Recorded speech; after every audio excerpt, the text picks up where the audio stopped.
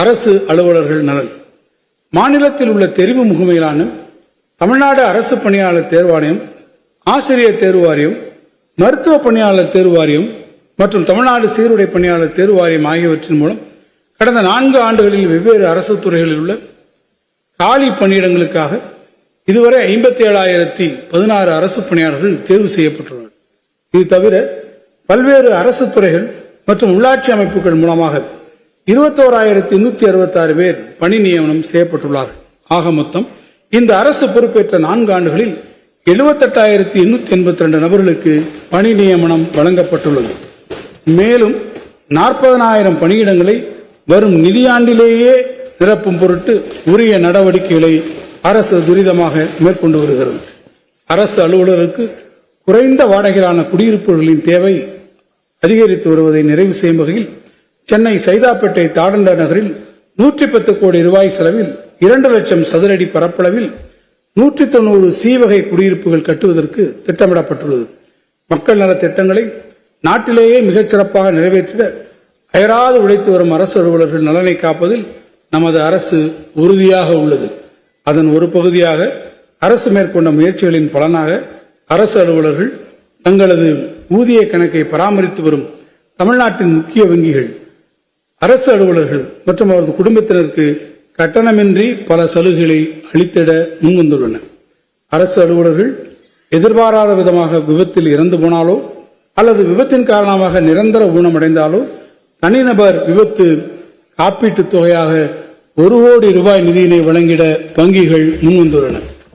விபத்தில் இறந்த அரசு அலுவலரின் குடும்பத்தில் உள்ள திருமண வயதை எட்டியுள்ள மகள்களின் திருமண செலவுகளுக்காக தலா 5 லட்சம் ரூபாய் வீதம் 10 லட்சம் ரூபாய் வரை நிதியுதவி வங்கிகள் வழங்கிடும். விபத்து காரணமாக இறந்த அரசு அலுவலரின் குடும்பத்தில் பள்ளிக் கல்வியை நிறைவு செய்து கல்லூரியில் உயர்கல்வி பயின்றும் மகளின் உயர்கல்விக்காக உதவித்தொகையாக 10 லட்சம் ரூபாய் வரை வங்கிகள் வழங்கும். அரசு அலுவலர்கள் தங்கள் பணிக்காலத்தில் எதிர்பாராமல் இயற்கை மரணம் அடைந்தால் ஆயுள் காப்பீட்டு தொகையாக 10 லட்சம் ரூபாய் வங்கிகள் வழங்கும்.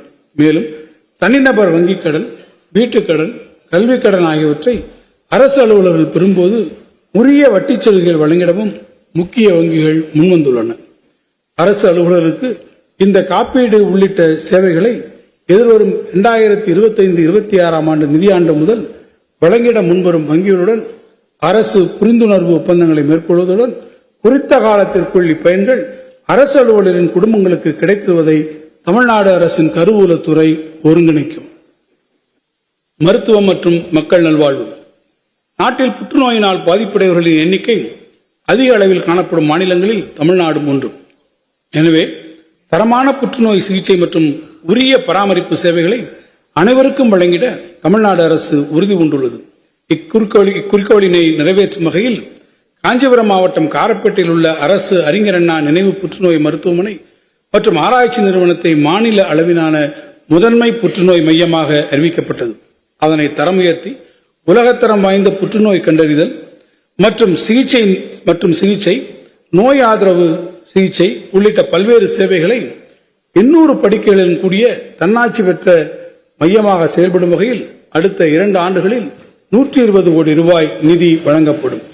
நவீன நோய் கண்டறியும் முறைகளை கையாண்டு ஆரம்ப நிலையிலேயே புற்றுநோயை கண்டறிதலை அறிமுகப்படுத்திட இடைநிலை மற்றும் மருத்துவக் கல்லூரி மருத்துவமனைகளுக்கு தேவையான நவீன மருத்துவக் கருவிகள் மற்றும் மனித வளம் ஆகியவற்றை 110 கோடி ரூபாய் மதிப்பீட்டில் அடுத்த 3 ஆண்டுகளில் வழங்கிட அரசு திட்டமிட்டுள்ளது.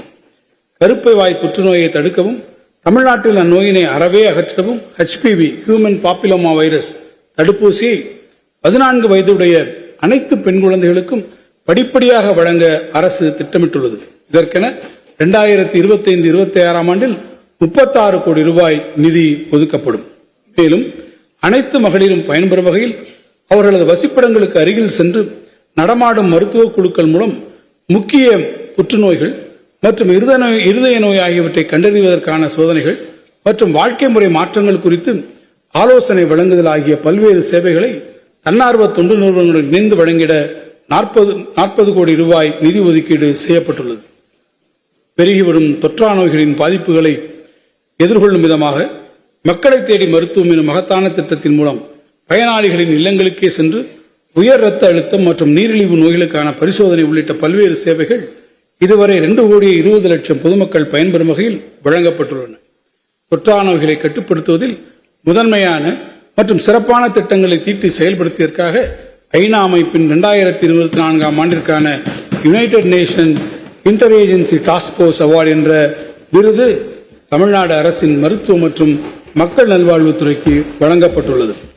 சாலை விபத்தினால் ஏற்படும் உயிரிழப்புகளை குறைத்திடும் வகையிலும் அதனால் ஏற்படும் மருத்துவ செலவினை குறைத்திடும் நோக்கத்தோடு நாட்டிற்கே முன்னோடியாக தொடங்கப்பட்ட இன்னுயிர் காப்போம் நம்மை காக்கும் 48 என்னும் திட்டத்தின் கீழ் 250 அரசு மருத்துவமனைகள், 473 தனியார் மருத்துவமனைகள் என மொத்தம் 723 மருத்துவமனைகள் மூலம் இதுவரை 3,43,156 நபர்களுக்கு 302 கோடி ரூபாய் செலவில் சிகிச்சை அளிக்கப்பட்டு அவர்களின் இன்னுயிர் காக்கப்பட்டுள்ளது. தேசிய நலவாழ்வு குழுமம் மூலம் செயல்படுத்தப்படும் திட்டங்களுக்கு 2,754 கோடி ரூபாயும், டாக்டர் முத்துலட்சுமி ரெட்டி மகப்பேறு நிதியுதவி திட்டத்திற்கு 1,092 கோடி ரூபாயும், முதலமைச்சரின் விரிவான மருத்துவ காப்பீட்டு திட்டத்திற்கு 1,461 கோடி ரூபாயும், அவசர ஊர்தி சேவைகளுக்கு 348 கோடி ரூபாயும் இந்த வரவு செலவு திட்டத்தில் ஒதுக்கீடு செய்யப்பட்டுள்ளது. இந்த வரவு செலவு திட்ட மதிப்பீடுகளில் மருத்துவம் மற்றும் மக்கள் நல்வாழ்வுத்துறைக்கு 21,906 கோடி ரூபாய் ஒதுக்கீடு செய்யப்பட்டுள்ளது. தற்போது நாட்டின் பல்வேறு மாநிலங்களில் நடைபெற்று வரும் மெட்ரோ ரயில் திட்டங்களிலேயே மிகப்பெரிய திட்டமாக 63,246 கோடி ரூபாய் மதிப்பீட்டில் 119 கிலோமீட்டர் தூரத்திற்கு 3 வழித்தடங்களில் சென்னை மெட்ரோ ரயில் திட்டத்தின் 2ஆம் கட்ட பணிகள் மிகவும் வேகமாக நடைபெற்று வருகின்றன. இவ்வழித்தடங்களில் பூந்தமல்லி முதல் போரூர் வரையிலான உயர் வழித்தடம் இந்த ஆண்டு டிசம்பர் மாதத்திலிருந்து பொதுமக்களின் பயன்பாட்டிற்கு கொண்டுவரப்படும்.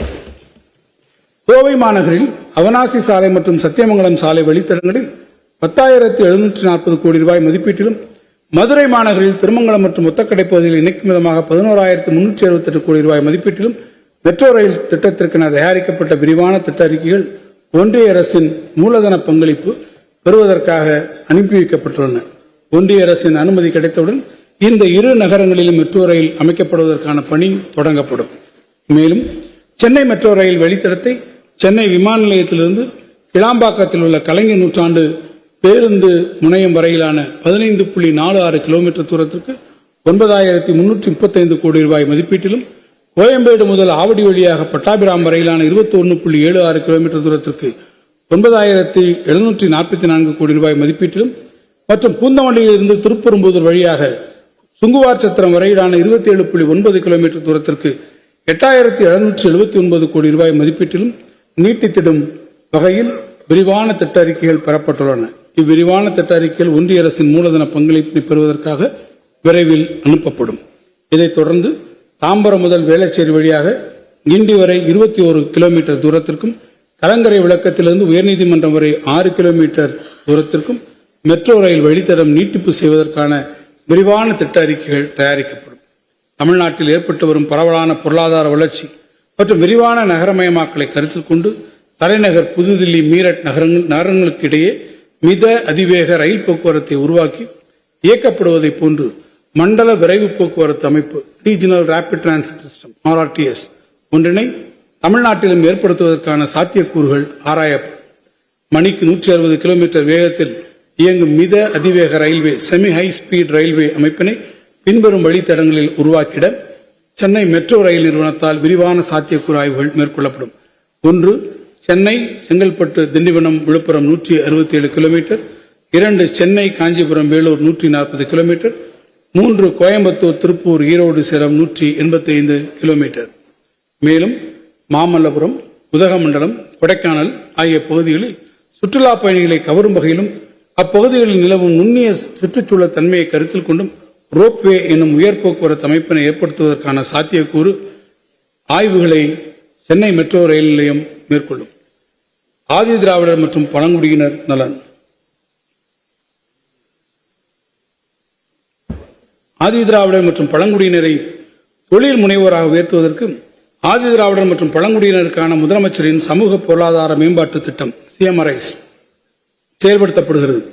இத்திட்டத்தின் கீழ் 2024-25 நிதியாண்டில் 122 கோடி ரூபாய் மதிப்பிலான திட்டங்களுக்கு 50 கோடி ரூபாய் மானியமாக வழங்கப்பட்டு இதுவரை 2308 பயனாளிகள் பயனடைந்துள்ளனர். வரும் ஆண்டிற்கென 75 கோடி ரூபாய் நிதி ஒதுக்கீடு செய்யப்பட்டுள்ளது. ஆதி திராவிடர் குடியிருப்புகளில் அடிப்படை வசதிகளை ஏற்படுத்தி தர அயோத்திதாச பண்டிதர் குடியிருப்புகள் மேம்பாட்டு திட்டம் செயல்படுத்தப்படுகிறது. இத்திட்டத்தின் மூலம் சாலைகள், தெருவிளக்குகள் மற்றும் குடிநீர் வசதிகள் உள்ளிட்ட அடிப்படை உட்கட்டமைப்பு வசதிகள் மட்டுமல்லாமல் 120 கிராம அறிவுசார் மையங்கள் 117 கோடி ரூபாய் மதிப்பீட்டில் கட்டப்பட்டு வருகின்றன. 2025-26 ஆண்டிற்கான வரவு செலவு திட்ட மதிப்பீடுகளில் இத்திட்டத்தை செயல்படுத்திட 280 கோடி ரூபாய் நிதி ஒதுக்கீடு செய்யப்பட்டுள்ளது. ஆதி திராவிடர் மற்றும் பழங்குடியின மாணவர்களுக்கு உலகளாவிய கல்வி வாய்ப்புகளை விரிவுபடுத்த மாநில அரசு உறுதியாக செயல்பட்டு வருகிறது. கலை, அறிவியல், வணிகம், சட்டம், பொறியியல், மருத்துவம் போன்ற துறைகளில் முதுநிலை அல்லது ஆராய்ச்சி படிப்புகளை தொடரும் மாணவர்களின் நிதிச்சுமையை குறைத்து திறமையான மாணவர்கள் உலகப்புகழ் பெற்ற கல்வி நிறுவனங்களில் கல்வி கற்கும் வாய்ப்பை வழங்க அண்ணல் அம்பேத்கர் அயலக உயர்கல்வி திட்டத்தின் கீழ் 2025-26 நிதியாண்டில் 65 கோடி ரூபாய் நிதி ஒதுக்கப்படும். இவ்வரசு ஆதி திராவிடர் மற்றும் பழங்குடியின சமூகத்தை சார்ந்த பெண் விவசாய தொழிலாளர்களை நில உரிமையாளர்களாக உயர்த்த நன்னிலம் மகளிர் நில உரிமை திட்டத்தை அறிமுகப்படுத்தியுள்ளது. இத்திட்டத்தின் மூலம் பெண்களின் பொருளாதார பாதுகாப்பையும் சமூக நிலையில் அவர்களின் உயர்வை உறுதி செய்து அவர்களின் வாழ்வாதாரத்தை வலுப்படுத்தும் நோக்கில் 2025-26 ஆண்டில் இந்த திட்டத்திற்காக 20 கோடி ரூபாய் நிதி ஒதுக்கீடு செய்யப்பட்டுள்ளது. தமிழ்நாட்டில் 37 வகை தொல்குடியினர் தனிச்சிறப்பு மிக்க அடையாளத்துடன் கிழக்கு மற்றும் மேற்கு தொடர்ச்சி மலைகளிலும் சமவெளி பகுதிகளிலும் வாழ்கின்றனர். இவர்களின் ஒருங்கிணைந்த மேம்பாட்டிற்காக ஆண்டொன்றுக்கு 250 கோடி ரூபாய் நிதி ஒதுக்கீட்டில் 4 ஆண்டுகளுக்கு 1000 கோடி ரூபாய் மதிப்பீட்டில் தொல்குடி திட்டம் உருவாக்கி செயல்படுத்தப்பட்டு வருகிறது. பழங்குடியினரின் மரபுசார் அறிவினை பாதுகாத்து பயன்படுத்தி பல்லுயிர் பெருக்கத்தோடு கூடிய பழங்குடியினர் வாழ்வாதார கொள்கை ஒன்று உருவாக்கப்படும். முதற்கட்டமாக ஈரோடு மாவட்டம் பர்கூர், கடம்பூர் மலைப்பகுதிகள் மற்றும் கள்ளக்குறிச்சி மாவட்டம் கல்வராயன் மலைப்பகுதிகளில் அரசின் நலத்திட்டங்களை ஒருங்கிணைத்து பழங்குடி மக்களுக்கு திட்டப்பயன்கள் வழங்கப்படுவதை உறுதி செய்வதோடு அப்பகுதிகளுக்கேற்ற சிறப்பு திட்டங்களை நிறைவேற்றிட 2025-26 ஆண்டிற்கான வரவு செலவு திட்ட மதிப்பீடுகளில் 10 கோடி ரூபாய் நிதி ஒதுக்கீடு செய்யப்பட்டுள்ளது. ஆதி திராவிடர் மற்றும் பழங்குடியின மாணவர்களுக்கு உயர்கல்விக்கான உதவித்தொகை வழங்குவதற்காக இந்த வரவு செலவு திட்டத்தில் 733 கோடி ரூபாய் ஒதுக்கீடு செய்யப்பட்டுள்ளது. இந்த வரவு செலவு திட்ட மதிப்பீடுகளில் ஆதி திராவிடர் மற்றும் பழங்குடியினர் நலத்துறைக்கு 3924 கோடி ரூபாய் ஒதுக்கீடு செய்யப்பட்டுள்ளது. சமூக நல்லிணக்க ஊராட்சி விருது சாதி பாகுபாடற்ற சமூக நல்லிணக்கத்தையும் சமூக ஒற்றுமையையும் கடைபிடிக்கும் ஊராட்சிகளை ஊக்குவித்து கௌரவிக்கும் வகையில் தகுதி படைத்த 10 ஊராட்சிகளுக்கு தலா 1 கோடி ரூபாய் ஊக்கத்தொகையுடன் கூடிய சமூக நல்லிணக்க ஊராட்சிக்கான விருதுகள் வழங்கப்படும். உரிய செயல்திறன் அளவீடுகள் மற்றும் நல்லிணக்க தரவுகள் மூலம் இந்த ஊராட்சிகள் தேர்வு செய்யப்படும். பிற்படுத்தப்பட்டோர், மிகவும் பிற்படுத்தப்பட்டோர் மற்றும் சீர்மரபினர் நலன் சமூக நீதியின் பிறப்பிடமான தமிழ்நாட்டில் நாட்டிற்கே முன்னோடியாக பல்வேறு நலத்திட்டங்களை இந்த அரசு செயல்படுத்தி வருகிறது. வரும் தேசிய மக்கள் தொகை கணக்கெடுப்புடன் சாதி வாரியான கணக்கெடுப்பினையும் இணைத்து ஒன்றிய அரசு நடத்திட வேண்டும் என்று இவ்வரசு தொடர்ந்து வலியுறுத்தி வருகிறது. அதிகமான மாணவர் சேர்க்கை உள்ள 27 கல்லூரி மாணவர் விடுதிகள் மற்றும் கடந்த 4 ஆண்டுகளில் கல்லூரி விடுதிகளை தரம் உயர்த்தப்பட்ட 36 பிற்படுத்தப்பட்டோர், மிகவும் பிற்படுத்தப்பட்டோர், சீர்மரபினர் மற்றும் சிறுபான்மையினர் கல்லூரி மாணவர்கள் விடுதிகள் அடுத்த 2 ஆண்டுகளில் கட்டமைப்பு வசதி மேம்பாடு, சிறப்பு பழுது நீக்கம், புதுப்பித்தல் பணிகள் மேற்கொள்ளப்பட்டு தரம் உயர்த்தி புதுப்பொலிவுடன் திகழ புதிய திட்டம் வகுக்கப்படும். 9 மற்றும் 10ஆம் வகுப்பு பயிலும் 2,92,271 பிற்படுத்தப்பட்டோர் மற்றும் மிகவும் பிற்படுத்தப்பட்டோர் மாணவர்களுக்கு கல்வி உதவித்தொகை வழங்க தேவைப்படும் தொகை 117 கோடி ரூபாய். எனினும் ஒன்றிய அரசு இந்த நிதியாண்டில் வழங்கிய 19 கோடி ரூபாய் தொகை மூலம் மிகவும் குறைவான மாணவர்களுக்கு மட்டுமே கல்வி உதவித்தொகை வழங்க இயலும் என்பதால் மீதமுள்ள மாணவர்களுக்கு மாநில அரசு நிதியிலிருந்து கூடுதலாக 98 கோடி ரூபாய் ஒதுக்கீடு செய்யப்பட்டு 2 லட்சத்திற்கும் மேற்பட்ட பிற்படுத்தப்பட்டோர் மற்றும் மிகவும் பிற்படுத்தப்பட்ட மாணவர்கள் மகிழ்ச்சியுடன் கல்வி பயில்வது உறுதி செய்யப்பட்டுள்ளது. இந்த வரவு செலவு திட்ட மதிப்பீடுகளில் பள்ளி படிப்பு உதவித்தொகை வழங்குவதற்காக 146 கோடி ரூபாயும், பள்ளி மேற்படிப்பு உதவித்தொகை வழங்குவதற்காக 335 கோடி ரூபாயும் ஒதுக்கீடு செய்யப்பட்டுள்ளன. சிறுபான்மையினர் நலன். சிறுபான்மையினரின் சமூக பொருளாதார மற்றும் கல்வி மேம்பாட்டிற்கென தமிழ்நாடு அரசு பல்வேறு திட்டங்களை செயல்படுத்தி வருகிறது. இதுவரை 159 கல்வி நிறுவனங்களுக்கு சிறுபான்மை நிலை சான்றிதழ் வழங்கப்பட்டது மட்டுமின்றி இவற்றில் 103 கல்வி நிறுவனங்கள் நிரந்தர சான்றிதழும் பெற்றுள்ளன. ஒன்றிய அரசு சிறுபான்மையின மாணவர்களுக்கு வழங்கி வந்த கல்வி உதவித்தொகையினை கடந்த 2022ஆம் ஆண்டு முதல் நிறுத்திவிட்டாலும் தமிழ்நாடு அரசு வக்ஃப் வாரியத்திற்கு வழங்கிய 12 கோடி ரூபாய் நிதியை கொண்டு 1 லட்சத்திற்கும் மேற்பட்ட 1 முதல் 8ஆம் வகுப்பு வரை அரசு மற்றும் அரசு உதவி பெறும் பள்ளிகளில் பயிலும் சிறுபான்மையின மாணவர்களுக்கு கல்வி உதவித்தொகை வழங்கப்பட்டு வருகிறது. பழமை வாய்ந்த பள்ளிவாசல்களையும் தர்காக்களையும் பழுது பார்ப்பதற்கும் சீரமைப்பதற்கும் வரும் நிதியாண்டில் 10 கோடி ரூபாய் மானியம் வழங்கப்படும். அதேபோன்று பழமையான தேவாலயங்களை பழுது பார்ப்பதற்கும் சீரமைப்பதற்கும் இந்த ஆண்டு 10 கோடி ரூபாய் மானியம் வழங்கப்படும். இந்த வரவு செலவு திட்ட மதிப்பீடுகளில் பிற்படுத்தப்பட்டோர், மிகவும் பிற்படுத்தப்பட்டோர் மற்றும் சிறுபான்மையினர் நலத்துறைக்கு 1563 கோடி ரூபாய் ஒதுக்கீடு செய்யப்பட்டுள்ளது.